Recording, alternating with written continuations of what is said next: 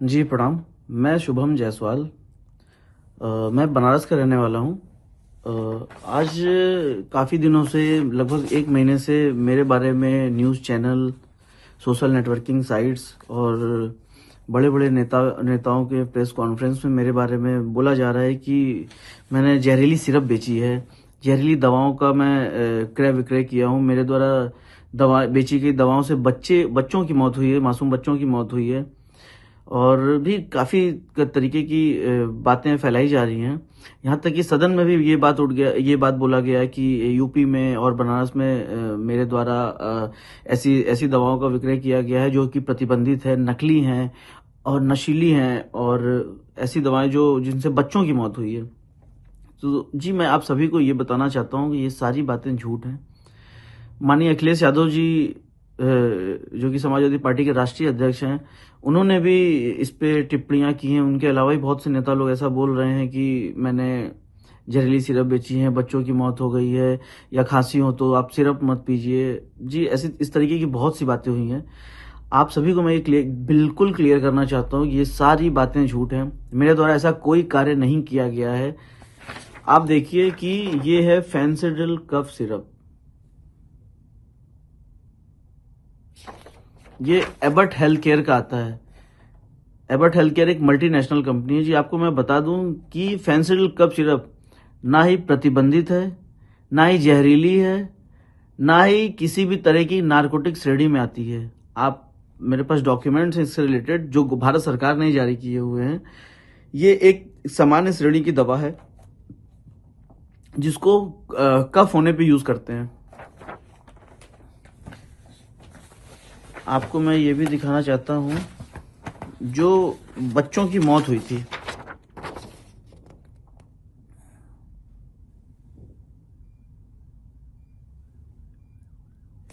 ये season pharma द्वारा manufacturing की गई थी। छोटे बच्चों की दवा है, पीडियाट्रिक दवा बोलते हैं, कोल्ड ड्रिप सिरप। ये इन इन दवाओं को पी के बच्चों की मौत हुई थी। इसमें उतना डिटेल मुझे नहीं पता है, बट वो दवा और फेंसिडिल और ये कोल्ड ड्रिप दोनों डिफरेंट दवाएं हैं। इन दवाओं से, मतलब फेंसिडिल से किसी बच्चों की मौत नहीं हुई थी, क्योंकि वो बच्चों के लिए सिरप है ही नहीं है, वो अडल्ट्स के लिए है। और बच्चों की सिरप अलग आती है जो कि ये है, जिससे बच्चे पी के मरे थे। तो माननीय अखिलेश यादव जी, माननीय नेता, मैं आप सभी को ये बताना चाहता हूँ कि कृपा करके इस तरीके की राजनीति ना करें, और ना ही लोगों को आप भ्रम में डालें कि यूपी में या बनारस में ऐसी सिरप बेची गई जिनसे बच्चों की मौत हो गई थी। जी, आपको मैं बता दूं कि फेंसिडिल कफ सिरप की जो मैन्युफैक्चरिंग होती है, मैं आपको पूरा डिटेल बताना चाहता हूं कि इसको भंडारण, आपको तो पहले बता दूं, किसी तरीके का ऐसा गवर्नमेंट का कोई रूल नहीं है कि इसकी कोई लिमिट है, इसको भंडारण करने की लिमिट है या इसको क्रय विक्रय करने की लिमिट है। इसकी बेचने की विधि, हमने काम करने से पहले ड्रग डिपार्टमेंट में आरटीआई डाला था, जिससे हमें रिप्लाई आया था। इसको बेचने का तरीका उन्होंने ये बताया था कि लाइसेंस धारियों को माल बेचना है, और उनका सारा भुगतान जो है, जो उससे रिलेटेड पेमेंट है, वो सिर्फ बैंक से ही करना है। ये हमें उन्होंने डिटेल दिया था। मेरे द्वारा जो भी क्रय विक्रय किए गए सब ड्रग एक्ट को फॉलो करते हुए किए गए। किसी भी तरीके ड्रग एक्ट का वायलेशन हमने नहीं किया है। आपको बता दें कि कंपनी इसको कैसे बनाती है। कंपनी बनाती है तो इसमें जो कोडिन फॉस्फेट होता है, कोडिन फॉस्फेट का कोटा भारत सरकार के अंडर में, मिनिस्ट्री ऑफ फाइनेंस के अंडर में एक डिपार्टमेंट होता है, CBN, central bureau of narcotics, जो इसका कोटा कंपनियों को अलॉट करता है। सारी कंपनियों को वही कोटा अलॉट करते हैं, कोडिन का कोटा अलॉट करते हैं। मानिए एग्जांपल की 5 kilo quota Abbott health care ने खरीदा, उससे उन्होंने 5 लाख बोतल मैन्युफैक्चरिंग की फेंसिडिल की, तो वो उसका ब्यौरा भी भारत सरकार को बेचने से पहले देते हैं कि हमने ये कोटा लिया तो इससे 5 लाख बोतल फेंसिडिल कफ सिरप का मैन्युफैक्चरिंग किया है। तो आप बताइए कि अगर वो 5 लाख बोतल का जब मैन्युफैक्चरिंग करके डिटेल का भारत सरकार को दे रहे हैं, तो माल बना के बेचेंगे ही।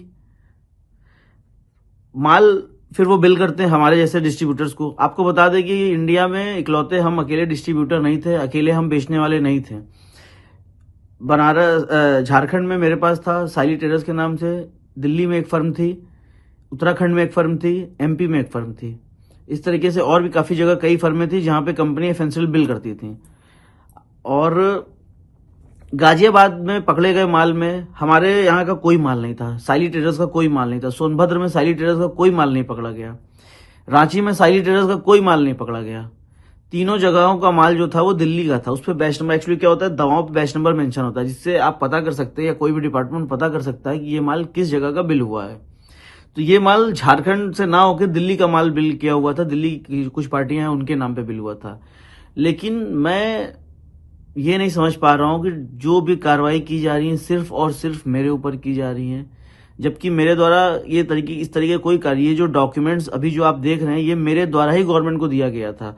जब मेरे यहाँ पे एक्चुअली फेंसिल कफ सिरप का प्रोडक्शन कंपनी बंद कर दी है, रीजन कि इसी तरीके डिपार्टमेंटल हेडक होते थे तो कंपनी ये बंद कर दी है, कंपनी ने बनाना बंद कर दिया। हमारे पास भी जो भी स्टॉक पड़े हुए थे हमने उसको लास्ट टाइम जुलाई लास्ट में हमारे यहाँ से स्टॉक खत्म हो गया था, हमने सब माल बेच दिया था, सारी पार्टियों को, सारे लाइसेंस धारियों को बेचा था।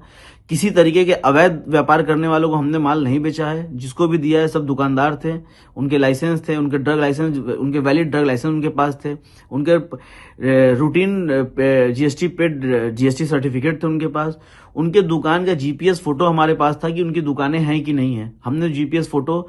उसके बाद जब हम माल बेचते हैं उनको तो हमने उनसे ऑर्डर पैड पे, लेटर पैड पे ऑर्डर मंगाया जाता है मेरे द्वारा।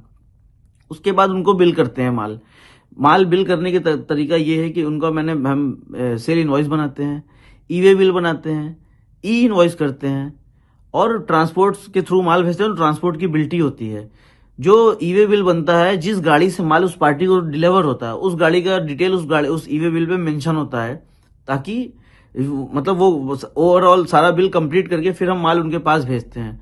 लोग बता रहे हैं कि माल मेरे द्वारा भेजा गया माल उनके पास नहीं पहुंचा है, या वो सिर्फ कागजों पे फर्म है।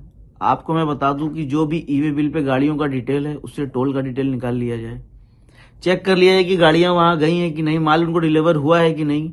हमारे पास माल डिलीवर होने के बाद हम बिल की रिसीविंग लेते हैं, बिल्टी की रिसीविंग लेते हैं। हमारे पास ऑल डॉक्यूमेंट्स हमने ड्रग डिपार्टमेंट्स के लिए मेंटेन करके रखा था, जो हमने अपने झारखंड ड्रग डिपार्टमेंट को दिया।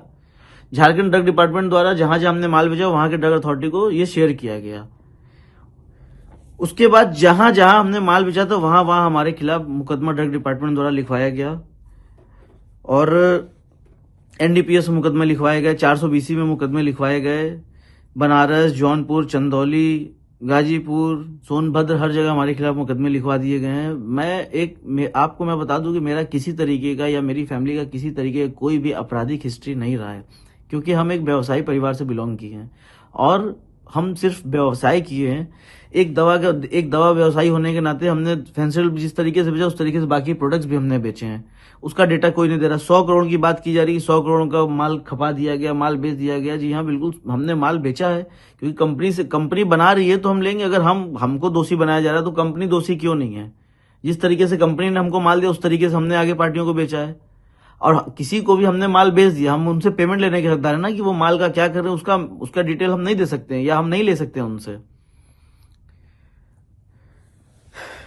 गाजियाबाद, सोनभद्र में भी मुकदमा हमारे खिलाफ लिखा दिया गया। गाजियाबाद में आपको बता दें कि गाजियाबाद में जो भी अभियुक्त पकड़ा गया माल के साथ, सौरभ त्यागी से मेरा कोई संबंध नहीं था, लेकिन ड्रग डिपार्टमेंट्स के कुछ अधिकारी जबरदस्ती मेरा नाम लिखवा दिए थे, क्योंकि वो मुझसे पैसे की डिमांड करते थे और मैंने पैसे देने से हमेशा मना किया, क्योंकि पैसे वो देते हैं जो गलत काम करते हैं। मेरे द्वारा किसी तरीके कोई गलत काम नहीं किया गया था।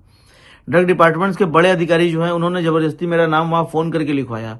बनारस में ड्रग डिपार्टमेंट्स के अधिकारी मेरा नाम जबरदस्ती फोन करके लिखवाया लखनऊ से। मेरे द्वारा किसी तरीके काम नहीं किया। बाकी जितनी गाजियाबाद में माल पकड़े गए, गाजियाबाद में किसी तरीके की कोई जांच नहीं हो रही। क्यों नहीं हो रही आप बताइए? गाजियाबाद में माल पकड़ा गया अवैध तरीके से, वहां कोई एसआईटी नहीं बनी। वहां एसआईटी बनी है तो जांच वो हमारी कर रही है, वहां किसी तरीके की जांच नहीं कर रही है। दिल्ली की फर्मों की जांच नहीं चल रही है, मध्य प्रदेश की फर्मों की जांच नहीं चल रही है, उत्तराखंड की फर्मों की जांच नहीं चल रही है, जांच सिर्फ हमारी चल रही है। ऐसा हमें समझ में नहीं आ रहा है कि ऐसा मेरे साथ क्यों किया जा रहा है। मैं आपको ये भी बता दूं कि मेरा किसी तरीके की किसी राजनीतिक दलों से, किसी राजनेता से मेरा किसी तरीके का व्यापारिक संबंध नहीं रहा है। नॉर्मल भी किसी तरीके का मेरा किसी संबंध नहीं रहा है। फोटो वीडियो के बारे में मुझे नहीं पता उतना।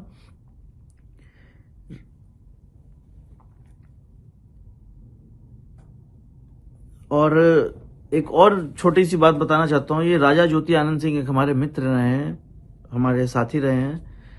1 साल पहले उनकी मृत्यु हो गई थी। उसमें उनके फैमिली वाले मेरे ऊपर एलिगेशन लगा रहे थे कि हमने उनको जहर दे दिया है, कॉफी में जहर दे दिया। और ये मैं आपको बता रहा हूँ कि इस तरीके कोई काम मेरे द्वारा नहीं किया गया था। उस टाइम भी मैंने बोला था, डिपार्टमेंट्स के सामने जाके मैंने सब चीज़ बताया था और सब चीज़ उनका पोस्टमार्टम हुआ था, उसमें भी सब क्लियर हो गया था। विसरा रिपोर्ट आई थी, उसमें आया था कि वो शराब के सेवन की वजह से उनकी डेथ हुई थी। उनकी तबीयत एक्चुअली परमानेंटली खराब थी उस टाइम। और उनके घर वाले हैं, उनके कुछ रिलेटिव, उनके जीजा, उनके पिताजी हमसे बहुत पैसे की डिमांड की लगभग, जो मैंने नहीं दिए, क्योंकि वो मुझे धमकी देके पैसे मांगते थे कि तुमको इसमें फंसा देंगे अगर पैसे नहीं दोगे तो। दोस्तों देखिए, लोग मेरे खिलाफ बहुत उल्टा सीधा बात कर रहे हैं। मैं किसी तरीके का कोई अवैध काम अपने द्वारा, मेरे द्वारा किया ही नहीं गया है। मुझे फंसाया जा रहा है। माननीय मुख्यमंत्री जी से मैं निवेदन करता हूं कि जांच आप करवा ही रहे हैं, मुख्यमंत्री जी जांच, क्लियर जांच कराइए ताकि मुझे फंसाया ना जा सके। मुझे हर जगह फंसाया जा रहा है। बाकी सारी पार्टियों को ये डिपार्टमेंट वाले बचा रहे हैं और सिर्फ मुझे फंसा रहे हैं। मैं आपसे निवेदन, माननीय अखिलेश यादव जी से मैं निवेदन करता हूं कि कृपा करके गलत बातें आप ना बोलें। आप बड़े हैं, आप गार्जियन हैं, आप सीनियर हैं, और ये जो है कि एमपी और ये दोनों अलग हैं। मैं निवेदन करता हूं कि सदन में गलत बातें ना फैलाएं और किसी तरीके की मैंने ऐसा कोई कार्य नहीं किया जो अवैध हो। मैंने डिटेल, अगर इस पे नारकोटिक्स प्रोडक्ट की होता और एनारॉक्स होता तो मैं इसका क्रय विक्रय कभी जिंदगी में नहीं करता।